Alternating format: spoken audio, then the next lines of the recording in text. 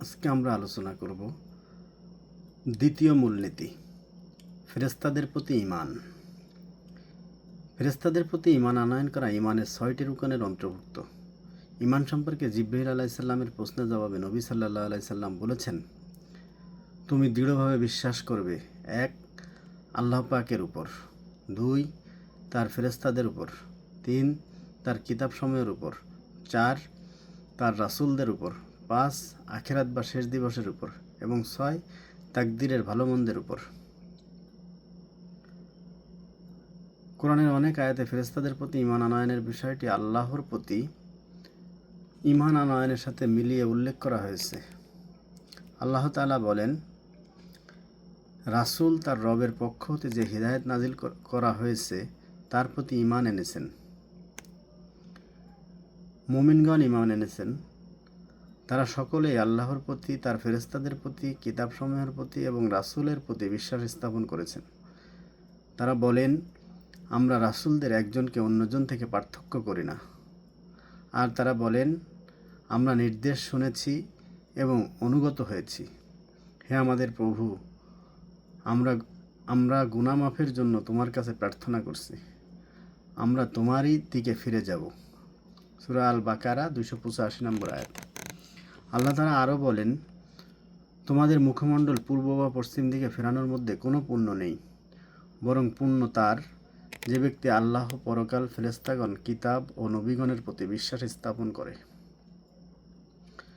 সূরা বাকারা 177 নম্বর আয়াত। ফেরেশতাদের প্রতি ঈমান আনয়নের তাৎপর্য হল অন্তর দিয়ে তাদের অস্তিত্বের প্রতি বিশ্বাস করা, আরও বিশ্বাস করা যে তারা আল্লাহর মর্যাদাশীল বান্দা। আল্লাহ তাআলা তাদেরকে তার ইবাদতের জন্য এবং তার আদেশ বাস্তবায়নের জন্য সৃষ্টি করেছেন।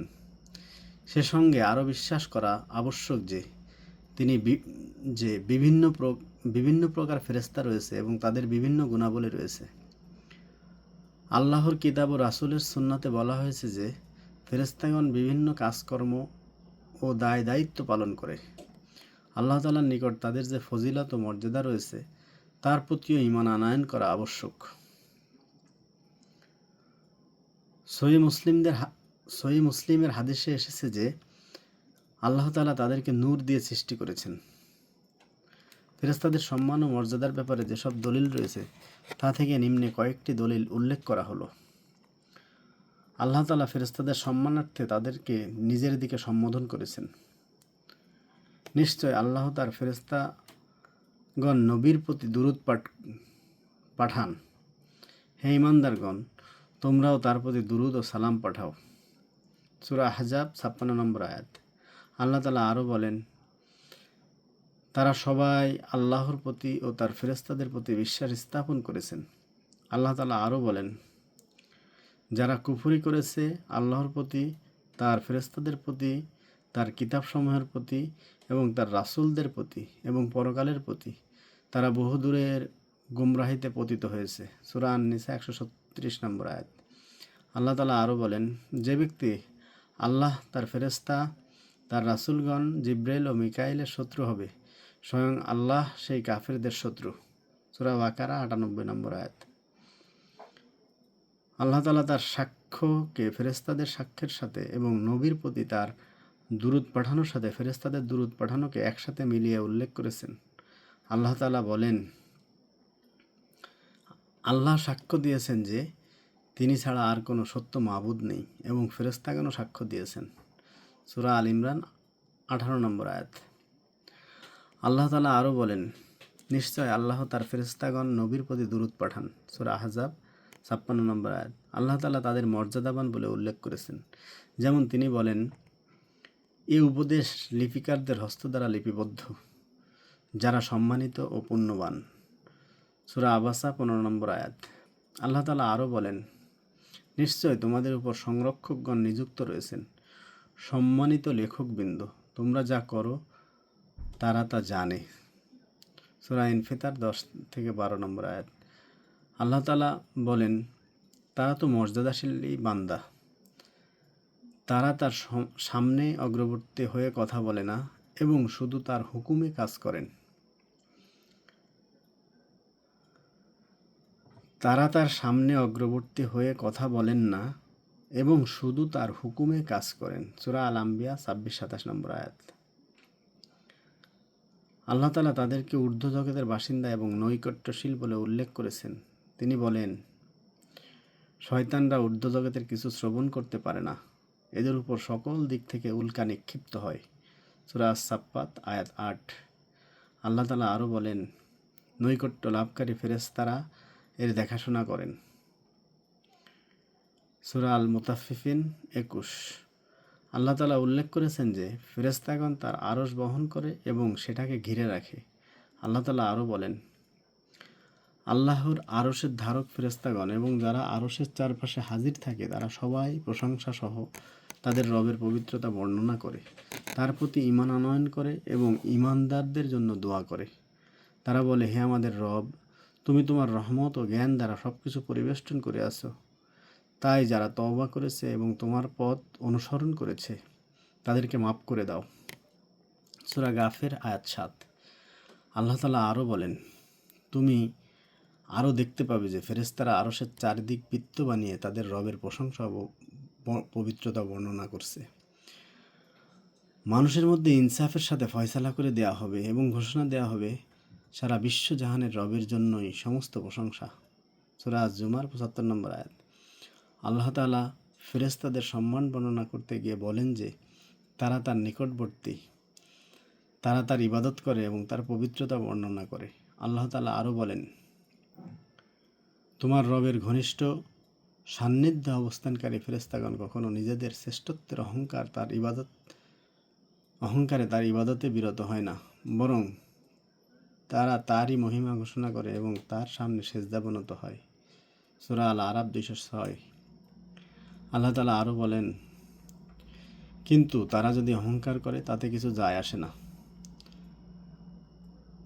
যেসব ফেরেশতা তোমার রবের সান্নিধ্য লাভ করেছে তারা রাত দিন তার তাসবিহ বর্ণনা করছে এবং কখনো ক্লান্ত হয় না। সূরা ফুসসিলাত 38 নম্বর আয়াত। কাজকর্ম ও দায় দায়িত্ব পালনের দিক থেকেও ফেরেশতাগণ বিভিন্ন শ্রেণীতে বিভক্ত। তাদের মধ্য থেকে একদল ফেরেশতা আল্লাহর আরশ বহনকারী। আল্লাহ তাআলা বলেন, আল্লাহর আরশের ধারক ফেরেশতাগণ এবং যারা আরশের চারপাশে হাজির থাকে। আল্লাহ তাআলা আরও বলেন, সেদিন 8 জন ফেরেশতা তাদের উপরে তোমার রবের আরশ বহন করবে। সূরা হাক্কা 17 নম্বর আয়াত। তাদের একদল আল্লাহ তাআলার নৈকট্যশীল। আল্লাহ তাআলা বলেন, মসিহ কখনো নিজে আল্লাহর এক বান্দা হওয়ার ব্যাপারে লজ্জা অনুভব করে না এবং ঘনিষ্ঠতর ফেরেশতারাও একে নিজেদের জন্য লজ্জাকর মনে করে না। যে কেউ আল্লাহর ইবাদত করতে লজ্জাবোধ করবে এবং অহংকার করবে তাদের সবাইকে নিজের সামনে হাজির করবেন। সূরা আন-নিসা 172 নম্বর আয়াত। আরেক দল ফেরেশতা রয়েছেন যারা জান্নাতের সংরক্ষণ এবং তাতে বসবাসকারীদের জন্য বিভিন্ন প্রকার নিয়ামত প্রস্তুত করার দায়িত্বে নিয়োজিত। আরেক শ্রেণীর ফেরেশতা জাহান্নাম ও তার অধিবাসীদেরকে শাস্তি দেওয়ার দায়িত্বে নিয়োজিত। এরা হলো জাহান্নামের দারোগা। তাদের মধ্যে 19 ফেরেশতা হলেন নেতৃস্থানীয়। আল্লাহ তাআলা বলেন, সেখানে নিয়োজিত আছে 19 জন কর্মচারী। সূরা আল মুদাসসিরের 30 নম্বর আয়াত। আল্লাহ তাআলা আরও বলেন, তারা চিৎকার করে বলবে, হে মালিক, তোমার রব আমাদেরকে চিরতরে নিঃশেষ করে দিন। সে বলবে, তোমাদের এভাবেই থাকতে হবে। সূরা আজ-জুখরুফ 77 নম্বর আয়াত। আল্লাহ তাআলা আরও বলেন, জাহান্নামে নিক্ষিপ্ত এসব লোক জাহান্নামের প্রহরীদের বলবে, তোমাদের রবের কাছে দোয়া করো তিনি যেন একদিনের জন্য আমাদের আযাব হালকা করেন। সূরা গাফির 49 নম্বর আয়াত। আল্লাহ তাআলা আরও বলেন, হে ঈমানদারগণ, তোমরা নিজেদেরকে এবং নিজেদের পরিবার পরিজনকে সেই আগুন থেকে রক্ষা করো যার জ্বালানি হবে মানুষ এবং পাথর। সেখানে নিয়োজিত আছে রূঢ় ও কঠোর স্বভাবের ফেরেশতারা, যারা কখনো আল্লাহর নির্দেশ অমান্য করে না এবং তাদেরকে যে নির্দেশ দেয়া হয় তাই করে। সূরা আত-তাহরিম 66 নম্বর সূরার 6 নম্বর আয়াত। আল্লাহ তাআলার কিছু ফেরেশতা রয়েছে যারা দুনিয়াতে বনি আদমের হেফাজত করে। আল্লাহ তাআলা আরও বলেন, মানুষের জন্য তার সামনে ও পেছনে একের পর এক পাহারাদার নিযুক্ত রয়েছে, যারা আল্লাহর হুকুমে তার হেফাজত করছে, নিশ্চয় আল্লাহ ততক্ষণ পর্যন্ত কোনো জাতির অবস্থা বদলান না যতক্ষণ না তারা নিজেদের স্বভাব চরিত্র বদলে ফেলে। আর আল্লাহ যখন কোনো জাতির অকল্যাণ করার ফয়সালা করেন তখন তা প্রতিহত করার কেউ নেই এবং তিনি ছাড়া তাদের কোনো সাহায্যকারী নেই। সূরা আর-রাদ 11 নম্বর আয়াত। অর্থাৎ তার সাথে ফেরেশতা নিযুক্ত রয়েছে, তারা তাকে তার সামনে ও পেছনে রক্ষণাবেক্ষণ করে। কিন্তু যখন আল্লাহ তাআলা নির্ধারিত ফয়সালা চলে আসে তখন তারা তাকে ছেড়ে চলে যায়। ফেরেশতাদের একদল বান্দাদের আমল সংরক্ষণ করা ও লেখার দায়িত্বে নিয়োজিত। আল্লাহ তাআলা আরও বলেন, দুজন লেখক তার ডান ও বাম দিকে বসে সবকিছু লিপিবদ্ধ করছে। এমন কোনো শব্দ তার মুখ থেকে বের হয় না যা সংরক্ষিত করার জন্য একজন রক্ষক সদা প্রস্তুত থাকে না। সূরা কাফ 17-18 নম্বর আয়াত। আল্লাহ তাআলা আরও বলেন, অথচ তোমাদের উপর সংরক্ষকগণ নিযুক্ত রয়েছে, সম্মানিত লেখকবৃন্দ, তোমরা যা করো তারা তা জানে। সূরা আল-ইনফিতার 10-11 নম্বর আয়াত। নবী সাল্লাল্লাহু আলাইহি সাল্লাম বলেন, তোমাদের নিকট রাতে একদল ফেরেশতা এবং দিনে একদল ফেরেশতা পালাক্রমে আগমন করে। তারা ফজর ও আসরের সালাতের সময় একসাথে একত্রিত হয়। অতঃপর তোমাদের কাছে যে দলটি ছিল তারা উপরে উঠে যায়। মহান আল্লাহ জানা সত্ত্বেও তাদেরকে জিজ্ঞাসা করেন, আমার বান্দাদেরকে কী অবস্থায় ছেড়ে এসেছো? তারা বলেন, আমরা তাদেরকে সালাত অবস্থায় ছেড়ে এসেছি এবং যখন তাদের কাছে গিয়েছিলাম তখন তারা সালাতেই ছিল। সুতরাং মানুষের সাথে এক শ্রেণীর ফেরেশতা রয়েছে যারা তাকে কষ্টদায়ক জিনিস থেকে হেফাজত করে, আর এক শ্রেণীর ফেরেশতা রয়েছে যারা তার আমলসমূহ সংরক্ষণ করে এবং তার মুখ থেকে যা কিছু প্রকাশিত হয় তা সংরক্ষণ করে। আল্লাহ তাআলার ফেরেশতাদের মধ্যে এমন ফেরেশতা রয়েছে যিনি গর্ভাশয় ও শুক্রকীটের দায়িত্বে নিয়োজিত। যেমন আব্দুল্লাহ ইবনে মাসউদের হাদিসে এসেছে, নবী সাল্লাল্লাহু আলাইহি সাল্লাম বলেন, তোমাদের কারো সৃষ্টির অবস্থা এ যে সে তার মায়ের পেটে প্রথমে 40 দিন বীর্য আকারে সঞ্চিত থাকে, পরবর্তী 40 দিনে সেটা জমাট রক্তে পরিণত হয়, এরপর আরও 40 দিনে সেটা মাংসপিণ্ডে রূপান্তরিত হয়। অতঃপর আল্লাহ তাআলা একজন ফেরেশতা প্রেরণ করেন, তিনি তাতে রূহ ফুঁকে দেন। এ সময় তাকে 4টি বিষয় লেখার নির্দেশ দেওয়া হয়। 1. সে কী পরিমাণ রিজিক পাবে। 2. বয়স কত হবে। 3. কর্ম কী হবে এবং 4. সে সৌভাগ্যবান হবে না হতভাগা হবে। ফেরেশতাদের মধ্যে থেকে একদল ফেরেশতা বনি আদমের রূহ কবজের দায়িত্বশীল। আল্লাহ তাআলা বলেন, তিনি নিজের বান্দাদের উপর পূর্ণ ক্ষমতাবান এবং তোমাদের উপর রক্ষক নিযুক্ত করে পাঠান।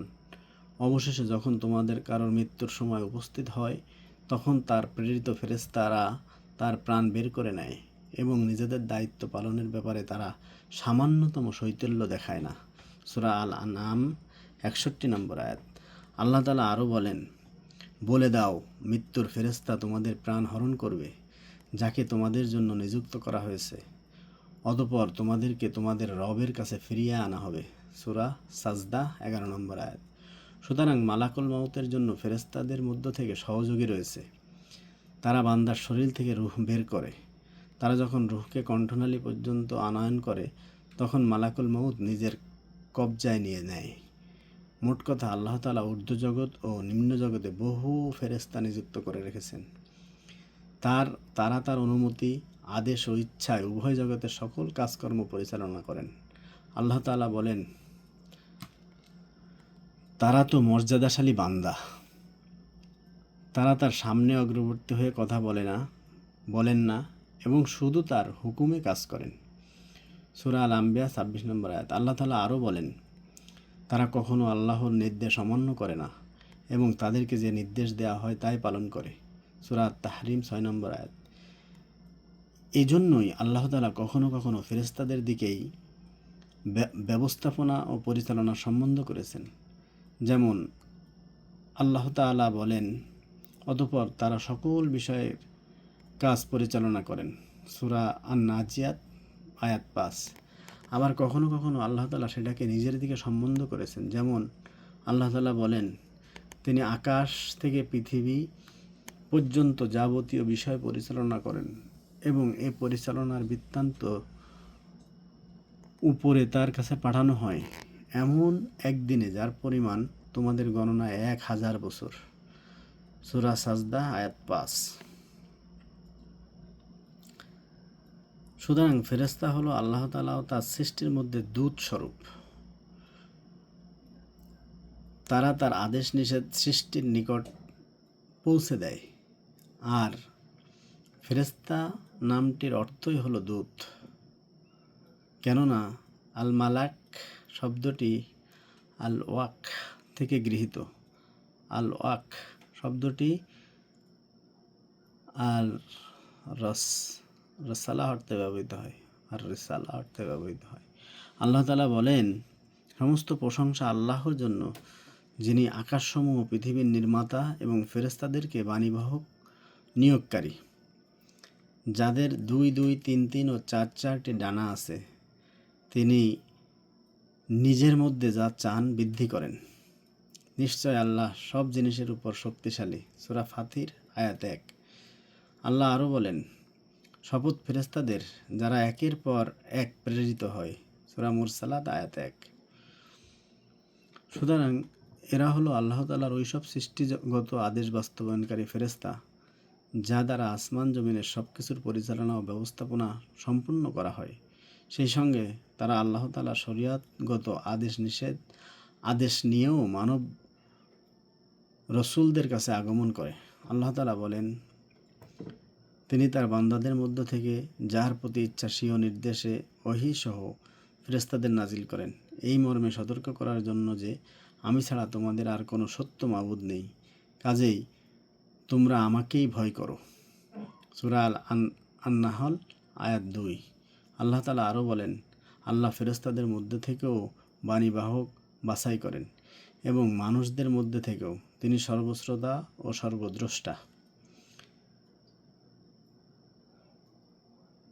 সূরা আল হাজ আয়াত 75। ফেরেশতাদের মধ্যে সবচেয়ে বড় হলেন জিবরিল আলাইহিস সালাম। তিনি ওহীর দায়িত্বশীল। আল্লাহ তাআলা বলেন, এটি রাব্বুল আলামিনের নাজিল করা কিতাব। একে নিয়ে আমানতদার রূহ অবতরণ করেছে তোমাদের হৃদয়ে, যাতে তুমি সতর্ককারীদের অন্তর্ভুক্ত হও। পরিষ্কার আরবি ভাষায়। সূরা শুআরা 192 থেকে 95 নম্বর আয়াত। আল্লাহ তাআলা সূরা নাহলের 102 নং আয়াতে আরও বলেন, বলো, একে তো রুহুল কুদ্দুস সত্য সহকারে তোমার রবের পক্ষ থেকে পর্যায়ক্রমে নাজিল করেছে। আল্লাহ তাআলা ফেরেশতাদেরকে বিভিন্ন আকার আকৃতি ধারণ করার ক্ষমতা দিয়েছেন। তারা ইব্রাহিম ও লূত আলাইহিস সালামের নিকট মেহমানের বেশে আগমন করেছিলেন। নবী করিম সাল্লাল্লাহু আলাইহি সাল্লামের নিকট জিবরিল আসতেন বিভিন্ন আকৃতিতে। কখনো আসতেন দিহিয়া কালবির আকৃতিতে, কখনো আসতেন গ্রাম্য লোকের আকৃতিতে, আবার কখনো আসতেন তার আসল আকৃতিতে, যেভাবে তাকে সৃষ্টি করা হয়েছে সেভাবেই। দুবার এমনটি হয়েছিল।